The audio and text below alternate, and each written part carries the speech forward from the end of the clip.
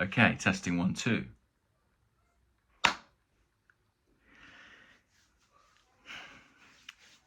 Hello guys, wishing you all a very happy Easter. It is full time at Portman Road.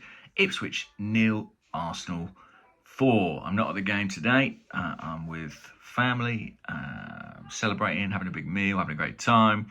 But I did find time to watch the game, and it was thoroughly enjoyable, really. I'm sure all of you, like me, have kind of been on a real high since the Madrid game, and no need to come down quite yet. A 4-0 win. Listen, a lot of the other sports websites and headlines are about how Arsenal deny Liverpool the chance to win the Premier League title this weekend. It's not really relevant, is it, to any Arsenal fan? I think we all know the game is up in the Premier League, but the Champions League still a huge focus for us, and I think an interesting game, this in some ways relevant to that Champions League campaign. We saw that in the starting lineup. A couple of changes. I mean, obviously, fullback. There's kids everywhere. You'll just have to put up with it. Fullback, we saw Ben White and Zinchenko come in for Lewis Skelly and Jurrien Timber. By the way, I thought Zinchenko did pretty well. Like, he's still Zinchenko. He still has moments which are kind of brain farts or risky, but I do think his ball progression is absolutely elite. I think he adds a kind of unpredictability to the way that we build up that I'm not really sure anyone else we have quite rivals. Maybe Calafiori actually, but yeah, he still has tons of quality. I think he's sort of been forgotten about because we signed Calafiori. Lewis Skelly's obviously been brilliant, but I do think that Zinchenko contributed a huge amount to some of our best periods in recent years, and I always enjoy watching him play, just personally. There are also changes in the front six. Thomas Partey came out, and it was a bit of a dry run, really, for that PSG tie, because Partey will obviously be suspended for the first leg. So we saw Declan Rice in holding midfield, Odegaard to one side, Marino to the other, and Leandro Trossard leading the line as a kind of false nine with Saka and Martinelli wide. Now, look, you have to say it worked really well. Yes, it was against Ipswich. Yes, they had 10 men for a long period of the game. But, this was a successful audition. I thought Bukayo Saka was unplayable in the first half. I know he missed a couple of really good chances you would expect him to score. But he was sensational in everything he did. It's kind of absurd. I think I'm right in saying he comes out of the game without a goal or assist, and yet for the first hour or so he was on the pitch, they couldn't get near him. I mean, ultimately we saw that boil over with a red card for Davis. I think that was born of pure frustration because Saka was running them ragged on that flank. Involved heavily in the first two goals. Very unlucky to not get the assist. Martin Odegaard, I think, won't believe his luck that he's been credited with an assist for that first Trossard goal.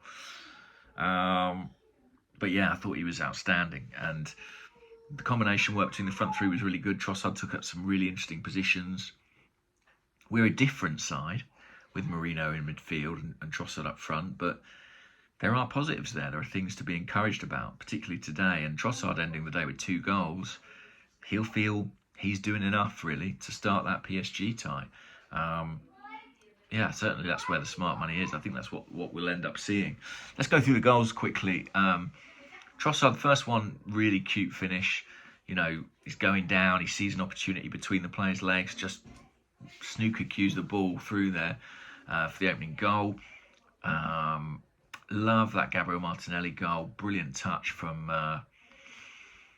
Marino, and Martinelli doing what he needs to do, arriving in the sort of narrow spaces at that back post to score an easy goal. 2-2 for him. Pleased for him. We need him on top form if we're going to get what we want from the remainder of this season. Trossard scores again. Again, nice footwork in the box. Composure, tidy footwork, good finish. That's Trossard at his best, really. Not everything he did in the game came off, but there was some really nice stuff. I think he was involved in the Martinelli goal as well, bringing down a crossfield pass. Those crossfield passes were an important part of the way we played today, and Zinchenko was good in that respect. It was William Saliba on that occasion who played the ball out to Trossard. We might have had a few more. Nathan Butler-Odeji, so close to the goal that I think we all wanted to see for him, but it wasn't to be. Good save. Odegaard hit a post, and then Ethan Ranieri gets a goal, and he barely celebrated it. It took a couple of deflections, it seemed like, on the way through, but ruthless in the box, finding the space for the shot, getting the shot of the way, and it had enough power. It had enough power to find its way into the Ipswich net, albeit via a couple of deflections. I spoke about that sending off. I mean, it was as clear a red card as you'll ever see. And I have to say, I do find it very odd, the booing of Bukayo Saka that followed that. I mean, it smacks of a set of fans who've really had nothing to cheer about all season. And, we're just trying to find something to get excited about in a game that was beyond them. It was already beyond them by that point because, in part, of Saka's quality. I just think he's such a good player, such a good role model, such a good guy. I do find it strange that he should be the subject of boos. For what? For being on the receiving end of a dangerous challenge. For being lucky enough to come away from it relatively unscathed. It's absurd, really. But I actually thought his performance after that point was still very good. The finishing wasn't quite there, and he'll be frustrated about that. He would have wanted to silence them with a goal. He so nearly did with that beautiful arcing strike when they first started booing him. Had a couple of really good chances after that. He certainly should have scored one. But a great performance from him, and an important step towards him finding his best level. Glad he came off early too. We can afford to manage his minutes a little bit in the Premier League because a lot of the focus is on that Champions League tie, naturally. We've got Crystal Palace midweek on Wednesday. They're another team whose focus is firmly on the cup competitions. In their case, the FA Cup. League campaign is kind of fizzling out a little bit for them. But listen, this was an important 3 points. There were wins today for Chelsea. I think Newcastle won over the weekend. So, there's just a little bit of pressure behind us. Nottingham Forest dropping out of the top 5 at this point in time. Have to fear for them, really. Not sure they'll make it, which is a shame after the season they've had. But just faltering at the vital moment. We'll see how they get on in their next game. But yeah, Palace on Wednesday, hopefully an opportunity to pick up another 3 points, and we can afford to relax a little bit if we do that, I think, in the Premier League.